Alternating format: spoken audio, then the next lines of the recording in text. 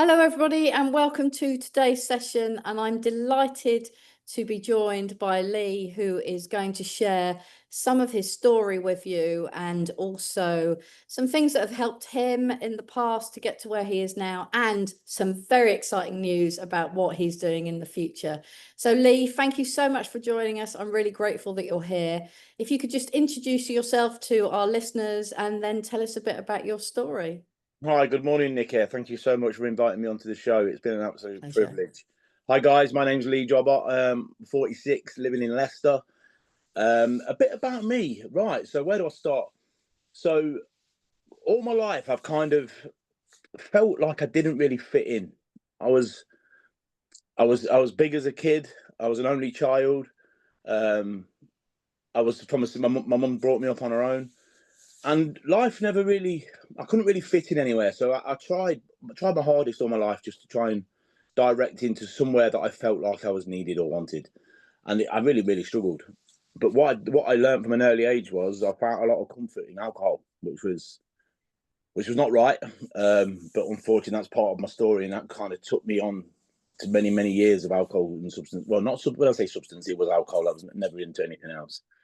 But as time went on, I was just trying to find where I fit. So I started following the football, and as the years went on, I was up to 30 odd stone at the time, and I used to go to the football with my shirt off. I was getting some validation around my community, like, oh, there's Jobber, because everyone for years used to call me Jobber because that's my surname.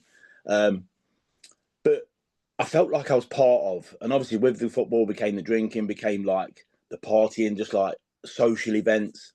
So I was trying to fit in, but what I realised was that I was only fitting in externally. Like internally, I was still very, very missing. Which I look back now and I realise that was quite hurtful. But at the time, I was just trying to figure out where I was at. So as years went on, I got quite a big name around the city and within football as a community. Started doing a few TV documentaries and adverts and that kind of stuff. And again, all it was external validation for something that I was internally missing. And at the time, I thought it was great and I was getting loved by all these people. But again, there was no love internally. And I didn't know where I was, Nikki, if I'm totally honest. I was totally lost. Um, so I had a few health complications as you do at 30 odd stone, but I was still playing badminton and I was just like, I must be okay. I can still do my shoelaces up. I must be okay. But that wasn't the reality. Like my health was deteriorating. So back in 2021, ended up having gastric surgery. So I went from 36 stone, and within the space of about 18 months, I'd gone down to 12 stone. So I'd gone from being really poorly big to really poorly thin.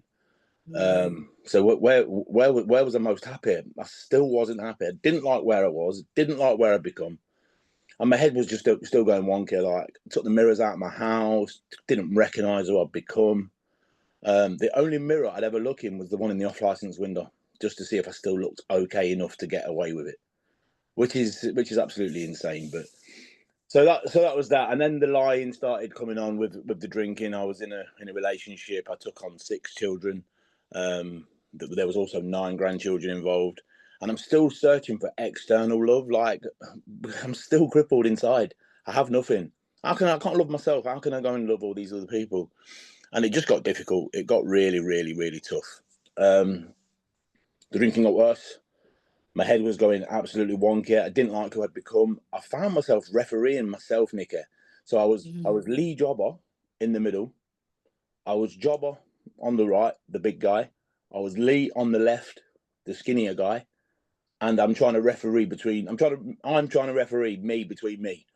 I mean that whether that makes sense to anybody, I don't know, but that was the reality. I could actually see myself in a referee's outfit and arguing, telling each other, he hates you, look where you've become. Well, he ain't too keen on you because look where you was. And I just this is not rational thinking. So finances took a bit of a dip, like I didn't really know where I was going. And all my life I've worked in education. And what happened was once I'd lost the weight, well, all my life I've always wanted to work in the funeral industry. Why, I don't know.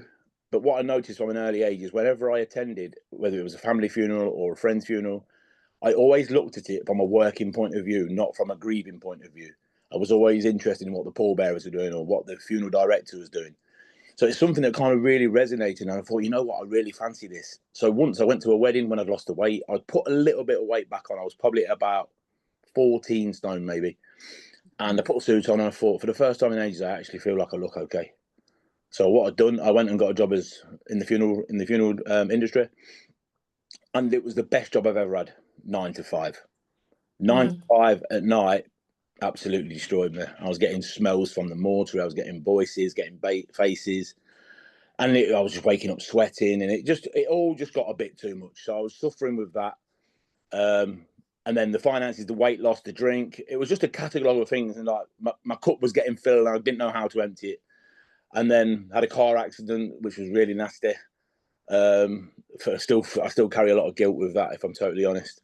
And in the end, I just got to the point, like, I just started turning people against me on purpose, because I kept thinking, I'm near to the breaking point. I just need to justify that it's okay for me to try and take my own life, because if I can get my own mum to hate me, if I can get my partner to hate me, then it just makes it okay for me, because then I can just check out and no one will really care anyway. I'm not that important. The truth of that now, Nick, is I know that's not true. Do you know what I mean? I know I'm really loved by my family. I'm really loved by my friends. I've got a massive network around me now. But I couldn't see that. Again, it was just that external stuff trying to just fill internal voids. So yeah, so what I did, I was planning house, I suppose, and I knew it was coming. I knew there was going to be a day where I was checking. I was done. I drew whatever little bit of money I had out of the bank. I wrote all my letters out. Got my dog a suit for the funeral, and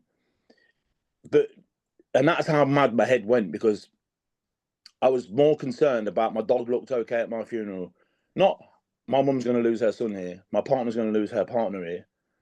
Wasn't bothered. The only people I was bothered about was my dog and the driver that was going to hit me whenever the time came for me to take it. Looking back, that's crazy, kind of crazy way of thinking, but I'm still convinced it wasn't me that tried to end my life that day. I'm a shitbag. That's the truth of it. I'm a coward in many respects. I don't have that in my locker, Nicky. But the truth of it is, I clearly have externally that carcass of me was capable. The mind was absolutely twisted, because normal thinking doesn't throw yourself off bridges. Do you know what I mean? It doesn't happen. But the reality of it is that's what happened to me back in 2023. I still suffer massively with the injuries. I had to have a new knee, hip. My pelvis has all been rebuilt. My arm's been all rebuilt. I've got a shattered coccyx. I walk with a walking aid 90% of the time. If I'm potting around the house, I tend not to use it. I'm trying to build the strength back up. Physio can't do anymore. I'm having some really intense therapy, physically and mentally. I still see my counsellor every 2 weeks. She's amazing. She's got me to a really, really good mental place. And you know what, Nicky, like for today, and I feel a bit of a fraud saying this sometimes, because I attend a lot of mental health sessions. I run a few mental health sessions, and I feel a fraud for the guys that are struggling, because I can honestly say I'm at the best place I've ever been.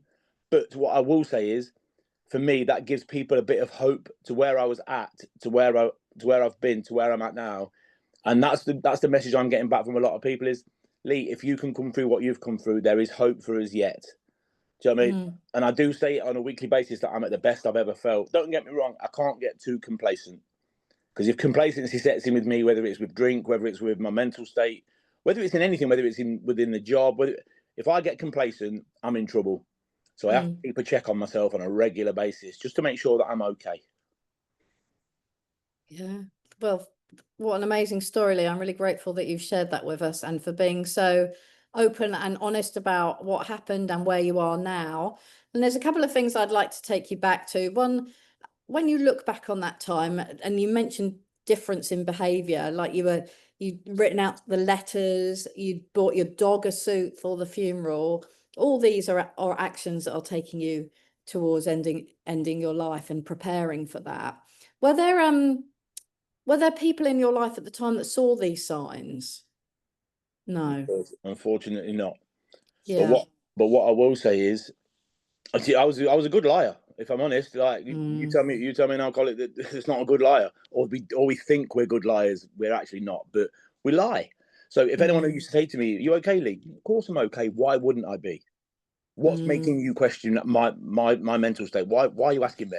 Which then put me more on the defensive. interesting. Because people, if somebody did notice, I would literally over analyze and overreact to the fact that I was okay. Mm, It was only when I realized that I wasn't okay that I tried to reach out, and unfortunately, and it breaks me to say this, like, it fell on deaf ears. okay. Yeah. Because it was always Lee, this massive character at the football. It was, you're all right, you've got a good job, you've got nice people around you, which is great. But that's external again. Everything in my life was always external. Mm. Does that make sense?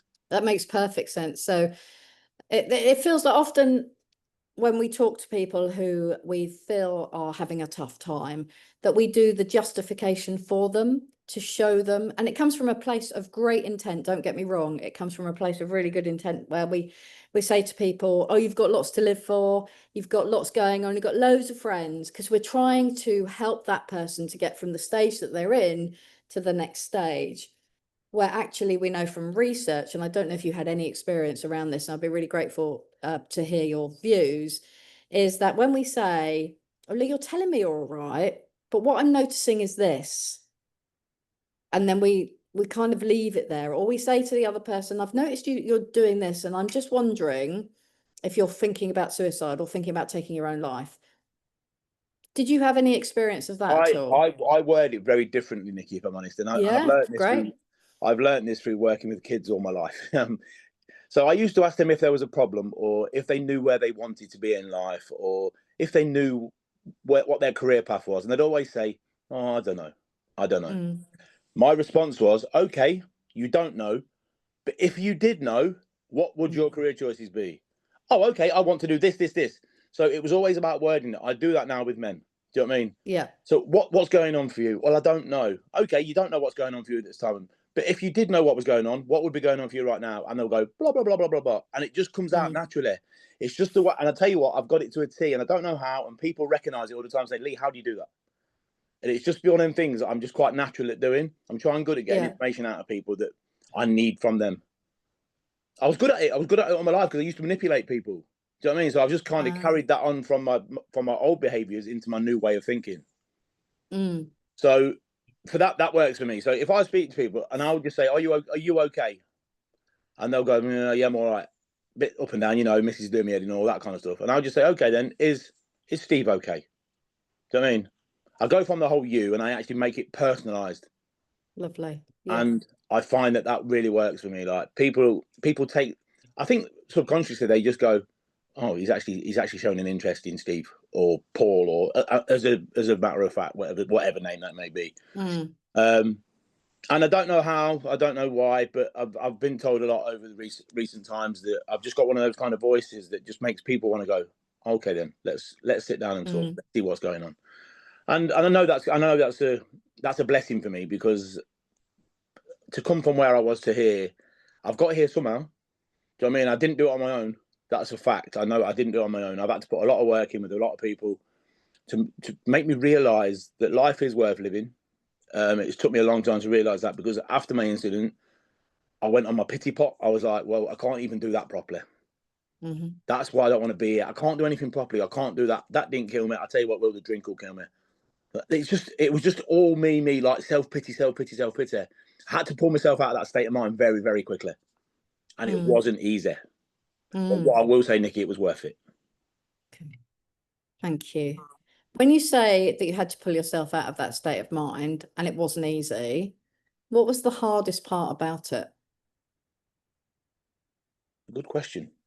It was all hard. It was all hard. It was just like, because I didn't want to be here. That was bottom line, was I didn't want to be here. No matter what was going on around me or what I thought was available for me, I'd already made my mind up. It was only the fact, and I can tell you this, the only thing that made me realise that I have to continue to be here, and it's the pain that I put my mum through. Mm, Like, to see that woman's face at the end of my bed when I came out of intensive care was absolutely heartbreaking. mm, And that vision, do you know when people say, "Oh, go and visit somebody when they've passed away, go and see them in the chapel," and they'll go and see their relative or loved ones, and they'll say, "That's the only recognition that's the only face I can remember when I think of them." Whenever like ever says, "Yeah, how's your mum?" and I'll go, "Oh, she's okay, thank you." And it's always that vision of her face when I woke up. So like moving forward, like my mum had a heart attack, 2024, and I thought I was losing her, and Mm. she needed me. I'm all she's got. I'm an only child. Like she doesn't have a partner. My brothers and sisters, unfortunately, have either passed or they don't live local. Um, and I had to be there for my mum. She's the only one that stuck by me when she probably shouldn't have done in time. Sorry, I get a bit upset at times, but she's the only person Yeah. that stuck by me that in times gone by where she probably shouldn't have done. Mm. So I owe everything to that woman. I just thought I've got to get sober for her. I've got to get mentally right for that woman. Mm. Because if I'm not right and anything happens to her, I'll never live with that. Yeah. So I've had to pull my big boy pants up and get on with life on life's terms. I can't do life on life's terms as lead jobber. I can't do it. That's my story. I couldn't. So Mm. I had to start putting some work in. I had to start getting some help. I had to start reaching out. I had to start listening. I had to take the cotton wool out my mouth, out my ears, and put it in my mouth. You know what I mean? Because I was always good at really talking. I could just bullshit everybody. I had to listen, and I had to sit down with another man and say, "Look, I'm struggling."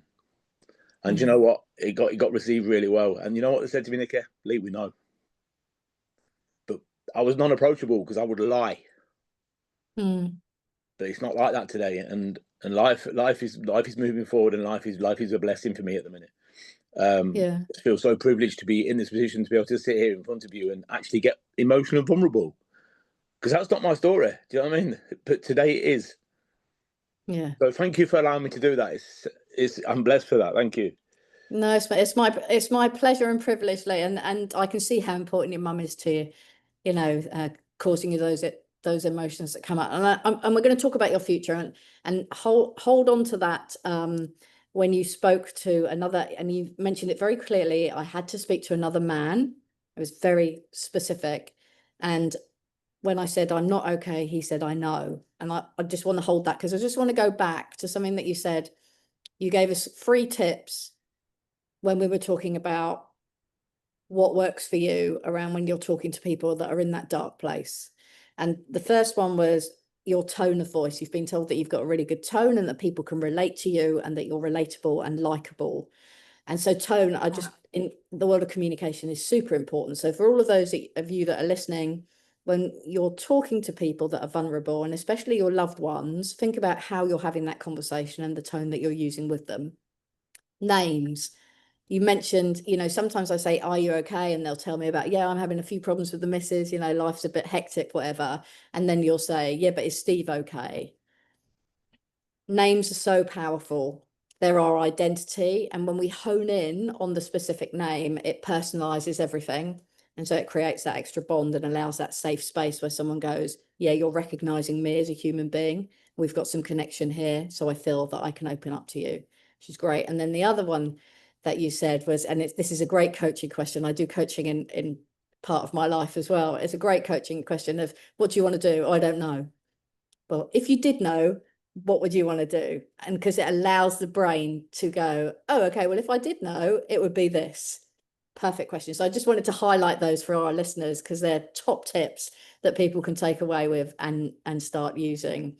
So here we are now, Lee, and I know that you're wearing your brand new merchandise for something that you're opening up. But before we go into that, let's just talk about Andy Mann's Club and how that's helped you to get to where you are and what that looks like and how people can find help, especially men, because we know that men are in the highest suicide bracket, but they're also in the bracket of they don't talk as much. So just tell us a little bit about that. So for me, with Andy's Man Club, basically my auntie lives. So like I was saying, my mum's family are either past, bless them, or they don't live local. My auntie lives in Bradford, and Andy's Man Club was established back in 2016 when a guy called Andy, bless him, he took his own life, and they were setting up a group around the Yorkshire areas. So my auntie was telling me about this well before I'd even know my head had gone wonky. But then I look back and think, well, she must have been telling me for a reason. Do you know what I'm saying? It was like when people used to buy me like bottles of spirits instead of glasses of spirits. They obviously knew that I had a problem. So they obviously recognized it. But I was just like, yeah, you're just doing what I want you to do. So So I'm going back to that. So she was telling me about it, and I was looking and I was searching. Obviously, because I was in the madness of drinking, I couldn't really go anywhere because distance. And then when it came to like 2023, I think the closest one was probably Chesterfield or somewhere.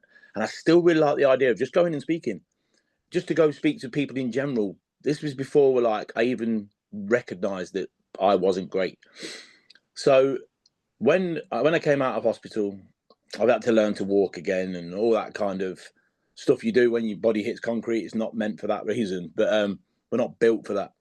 But what I've done, I reached out and I literally went on the website and just ticked like closest to me, and one in Leicester had just opened up like weeks previous, and I thought, do you know what, like that's a sign for me to actually go. So I got in there and I recognised a few faces, and I just thought these faces I recognised, I was comfortable with in past experiences. I just thought, well, that's why I was comfortable with them, because obviously they suffer from the same thing as me. I mean, and I've done that when I've walked into like an AA like or whatever. They suffer from the same thing as me. So I've got that recognition with them straight away. So anyway, I sat down and I just opened up. I got very honest, and I just said, look, I'm only here because I'm struggling. I'm not here for a social.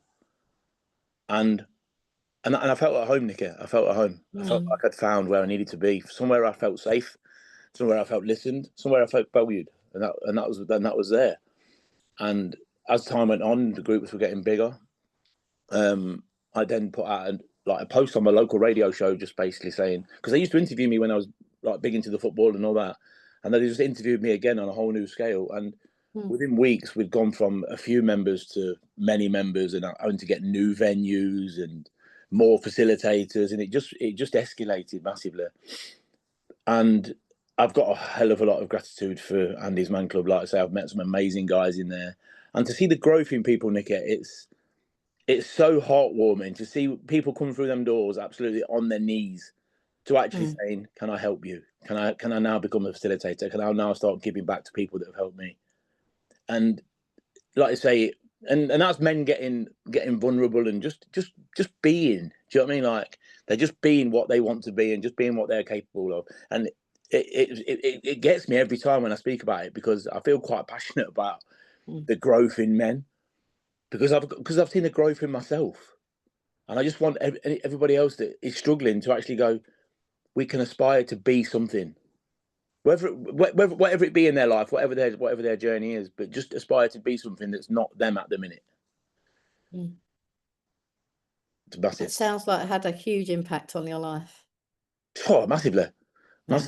And that's why I wanted to do more. And there was a lot of guys on a Monday night that was like, right, guys, I'll see you all again next Monday. And it was kind of like down toned, because next Monday, when you're struggling, is a long way away.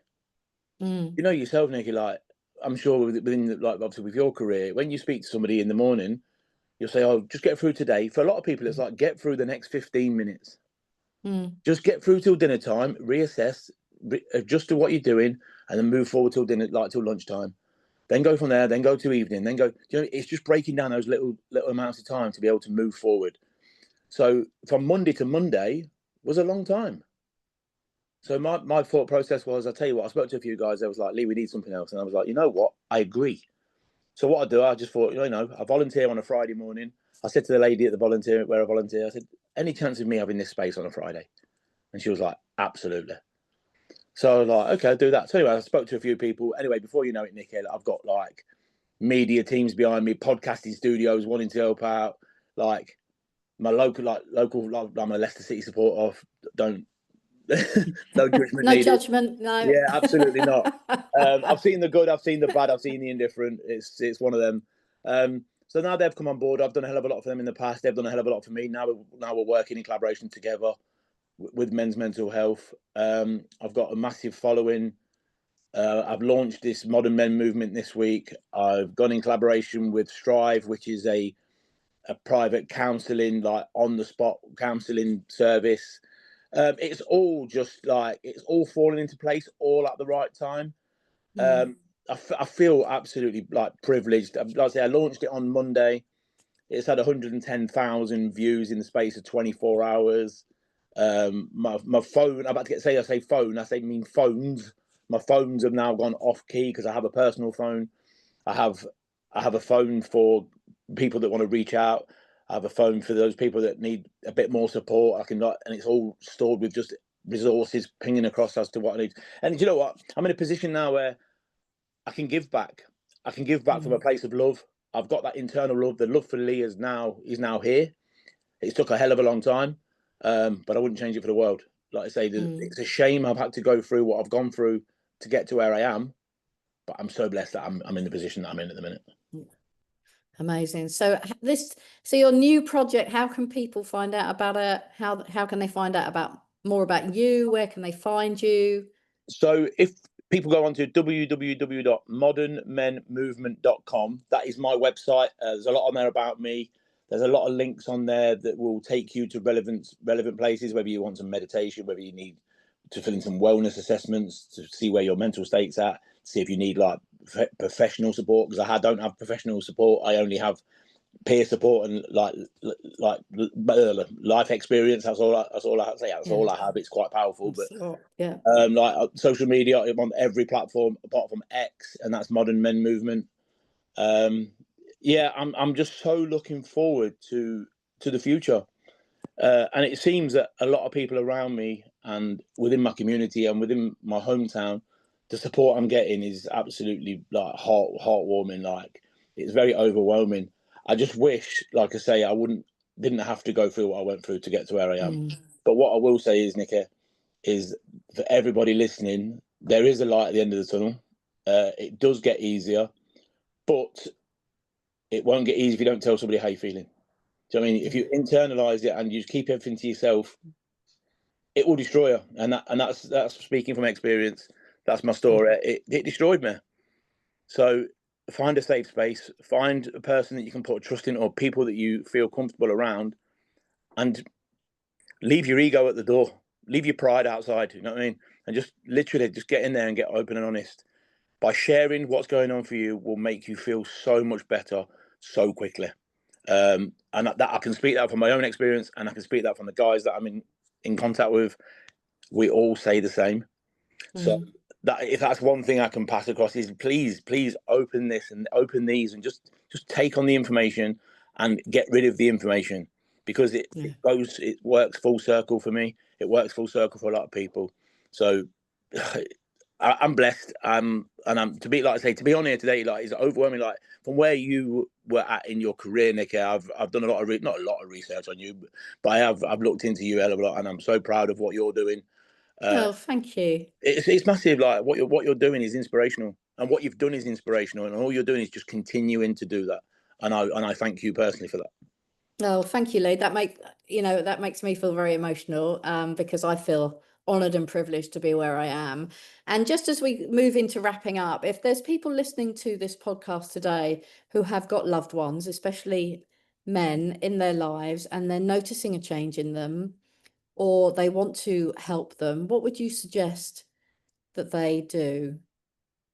Like your auntie kept mentioning Fanny's Man's Club to you. You know, I done it yesterday as well. Like, I took my dog to the groomers yesterday, and the lady just opened her heart up and said, "Look, my boyfriend's struggling." Like, what I did, I got a couple of leaflets and just left them on the table in the house. Do you know what I mean? I think it's some sort of things, because some men will go on the defensive straight away. I've done it. Do you know what I mean? I'm okay. Why are you questioning me? Oh, you're always nagging. You're always on at me. Well, no, I'm not. I actually care. That's the point. I care, but I don't know how to put this across to you to actually get some support. So what I do is I just leave little things around. I've got like little bands that I'll just give people in the street that I can see that, or if I hear conversations, I'll just give them a band and a bit of a. It's just subtle, but that subtleness eventually, hopefully, by the grace of whatever you're into, but that they actually do realise. Like, I was speaking to a guy yesterday whose friend reached out to me 2 months ago saying, "I've got this guy who's really struggling. I keep putting him in the right direction. He's not ready." Do you know what? He came to speak to me yesterday, and he was like, "I wish I'd have spoke to you before." And I think it's just give people that time, give people that space. Don't overbear them, because the minute you overbear, we then retract. So just people, if you see people are struggling, just make them aware that you're kind of aware that they're struggling, but then give them the opportunity to let them know what's going on for them without you hounding.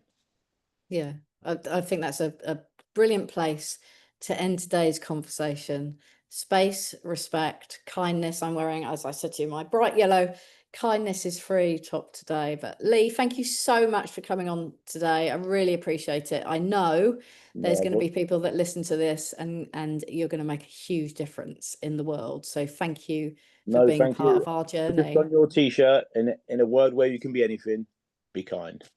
Absolutely. Thank you, Lee. Thank you so much, Nikki. And thank you guys for listening.